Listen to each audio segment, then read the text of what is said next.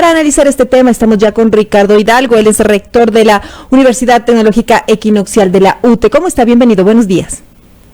Buenos días, Elrad, muchas gracias por la invitación. Aprovecho esta magnífica oportunidad para compartirle que hoy estamos de fiesta.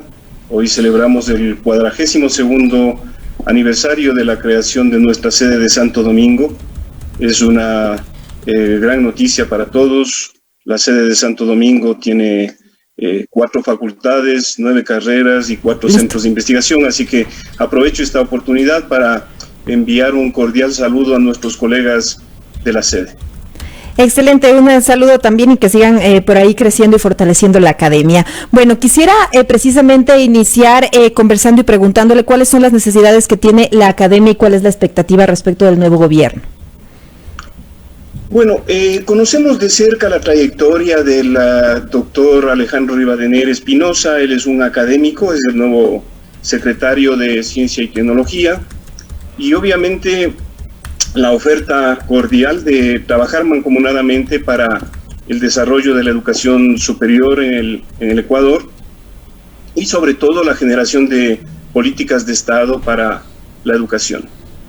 En este sentido, sí quisiera preguntarle, en la campaña de Guillermo Lasso, él había hablado de cerrar la CENESID.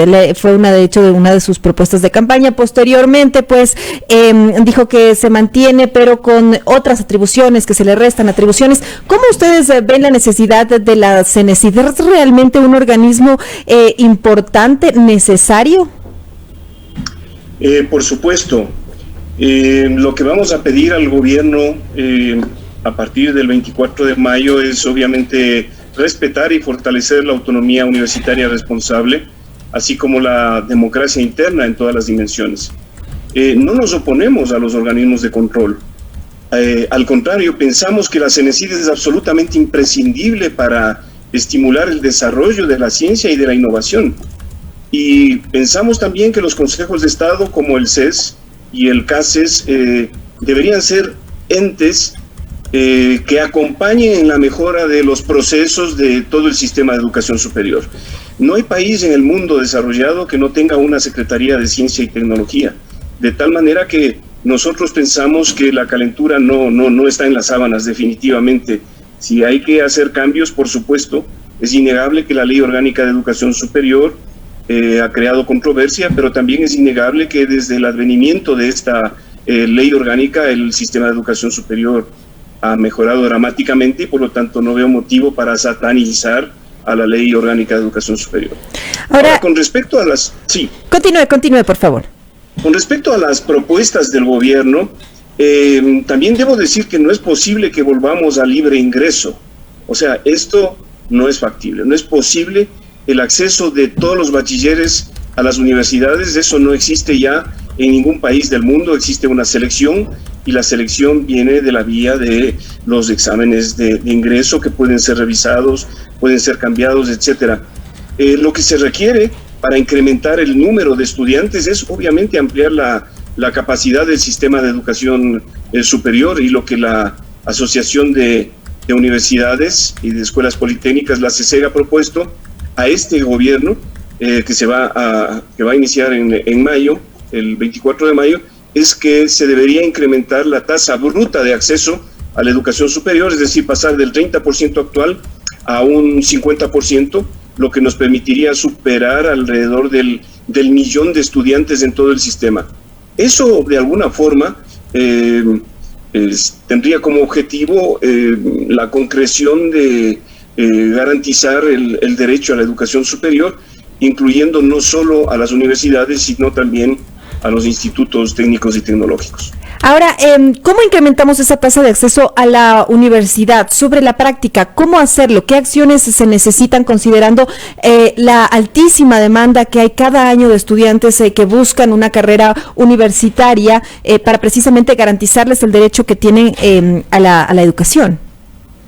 Bueno, sí, por supuesto, esa es una aspiración de todos los jóvenes, pero siendo realistas, no todos los jóvenes pueden tener acceso a la educación superior. Eso no pasa ni en los países desarrollados. Tiene que haber un sistema de selección. Si el examen ha sido un problema porque no ha estado elaborado de acuerdo con los requerimientos de la educación media en el país, bueno, pues hay que revisar el examen. Lo que ocurre es que existe una brecha histórica entre la formación básica y la formación universitaria.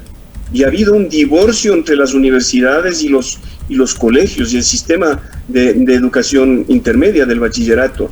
Se debería procurar que la formación memorística de los colegios sea cambiada y se dé privilegio a la formación crítica, obviamente con unos niveles adecuados de complejidad, para que los estudiantes no fracasen al llegar a la universidad. El hecho de que se dé acceso a la educación superior no garantiza que los estudiantes vayan a terminar la universidad. Y le comento que las cifras de graduación, por hablarlo en términos muy sencillos, que son las cifras de eficiencia terminal, son de las peores en Latinoamérica. Es decir, estamos hablando que ni el 20% de los estudiantes que acceden a la universidad terminan graduándose, lo cual es un desperdicio desde el punto de vista humano, sobre todo para los chicos, y también es un desperdicio de recursos para el Estado, porque independientemente de que los chicos accedan a la educación pública o a la educación particular, a fin de todos sale perdiendo el Estado ecuatoriano con la gran deserción que existe en la actualidad. Doctor, quisiera ir analizando algunos puntos que usted nos ha dado. Por ejemplo, quisiera insistirle en la pregunta, ¿cómo incrementamos la tasa de acceso a las universidades? ¿Es necesario crear más universidades? ¿Cómo damos ese mayor espacio que usted mismo planteó aquí al inicio de la entrevista?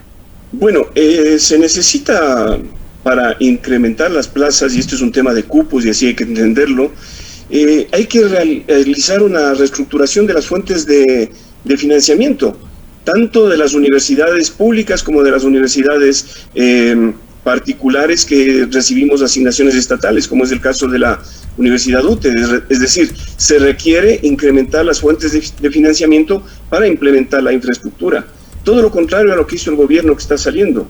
Durante su periodo, la Universidad Ecuatoriana, tanto la pública como las 8 universidades particulares que recibimos asignaciones estatales, en 2 ocasiones se recortó el presupuesto y sin embargo se incrementó el presupuesto para comprar armas para la policía o por el ejército.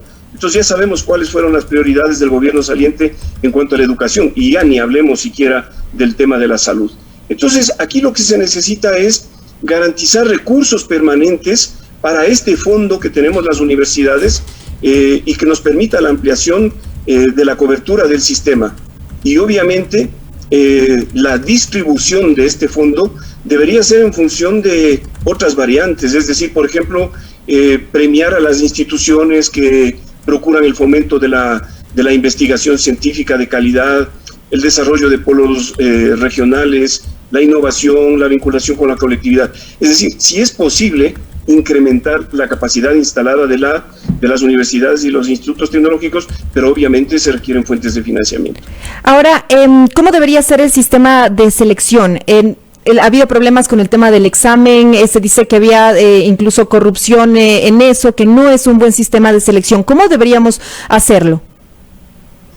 Bueno, se debería en primer lugar redefinir el perfil académico del bachiller.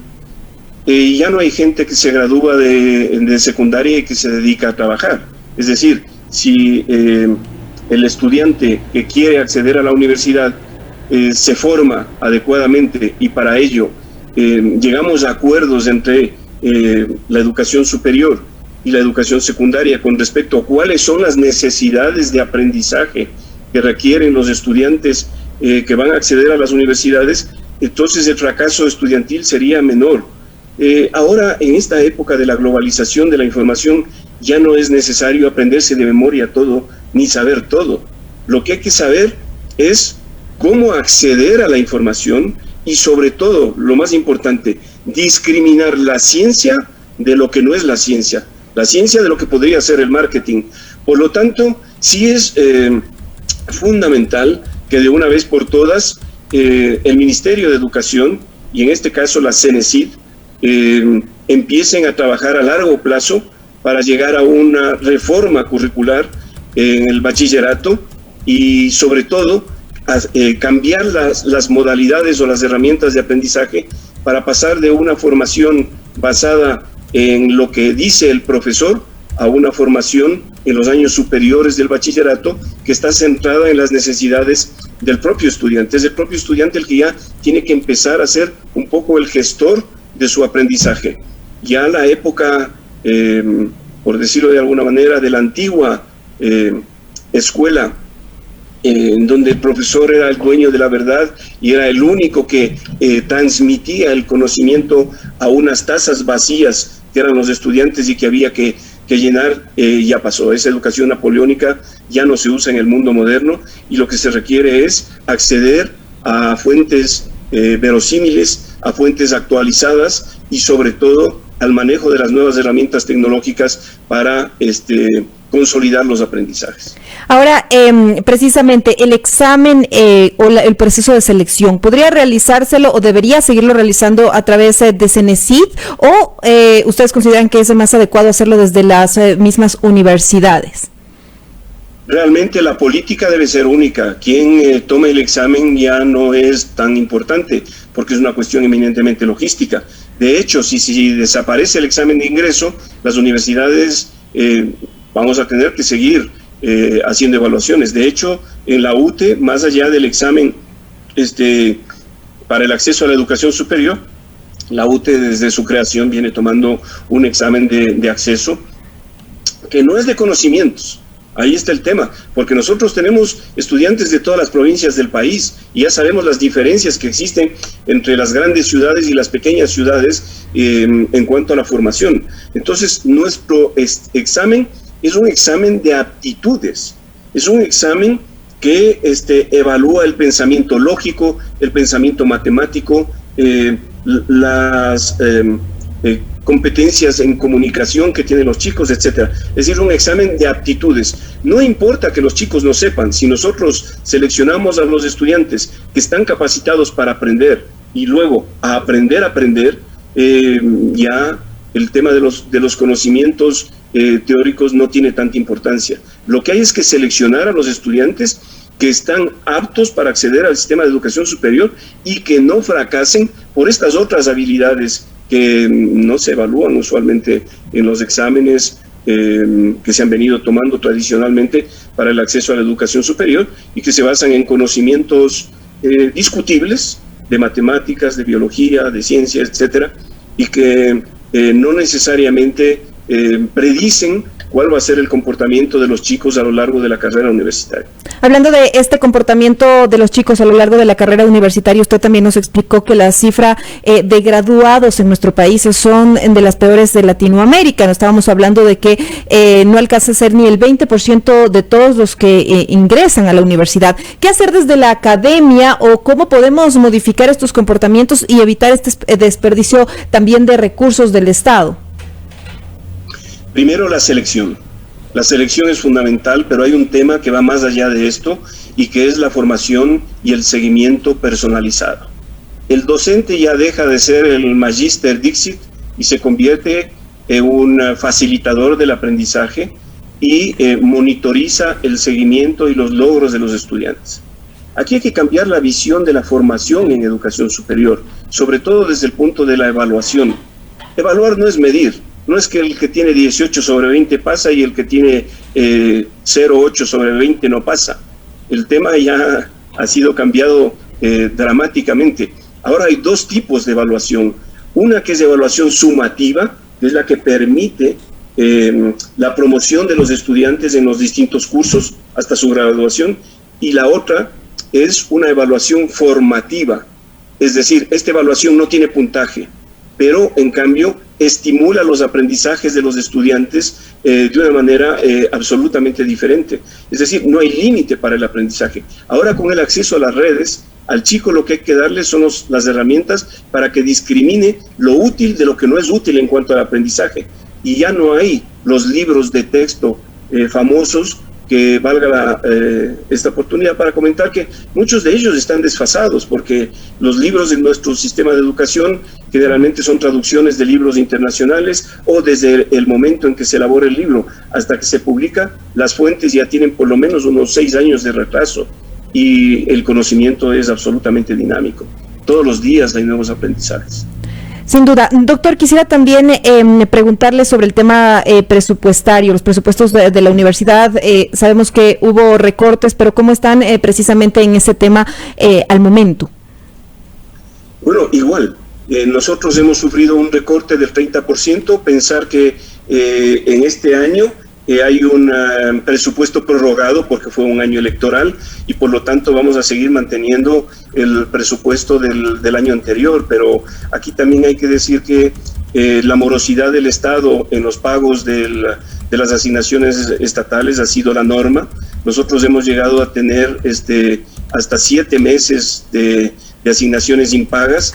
No se nos ha pagado la devolución del IVA desde el año 2018 y entonces estas situaciones también complican el quehacer, y me refiero en este caso a las universidades particulares que recibimos asignaciones estatales. No se diga ya de las universidades públicas que tienen severas dificultades, no solo para el uso del presupuesto, sino que también la legislación actual. Usted sabe que para hacer las contrataciones públicas hay trámites muy onerosos, a veces no se llegan a concretar las inversiones en infraestructura y el presupuesto no utilizado revierte al Estado. Esto debe ser cambiado, obviamente, así como también los mecanismos de control, y en este caso sí yo debo referirme a que debería haber un control externo, obviamente, de las actividades administrativas y docentes de las universidades que recibimos financiamiento público, pero que de ninguna manera puede ser arbitrario. Habría que establecer un nuevo sistema de auditoría. Aquí hay que eliminar a la Contraloría General del Estado de estos procesos. Durante este gobierno la Contraloría fue utilizada como arma política. La misma UTE tuvo que enfrentar durante este gobierno 2 auditorías seguidas, que sumada a la auditoría que se implementó antes, debimos estar trabajando en 3 auditorías simultáneas. La última se realizó durante la época de la pandemia con la universidad cerrada. Obviamente hemos demostrado hasta la saciedad que la universidad hace un uso responsable de los fondos públicos, pero obviamente pasamos 6 meses con 11 funcionarios de la Contraloría en una universidad que estaba cerrada. Es decir, estas prácticas, malas prácticas del pasado, esperemos que este gobierno no las siga aplicando. Pero, bueno, quisiera primero regresar al punto. Usted nos explicaba que desde 2018 no les han devuelto el IVA. ¿Cuál es el valor pendiente que tiene el gobierno por este concepto? En este momento no le puedo dar un dato exacto sobre las universidades. Con respecto a la UTE, le puedo decir que hay alrededor de $800,000 que no se nos ha devuelto. Pero no tengo el dato de las universidades, lo tenía, en todo caso se lo puedo enviar para una nueva conversación. Muchas gracias por su tiempo y por esta entrevista, doctor. Muchas gracias a usted, un gusto, buenos días.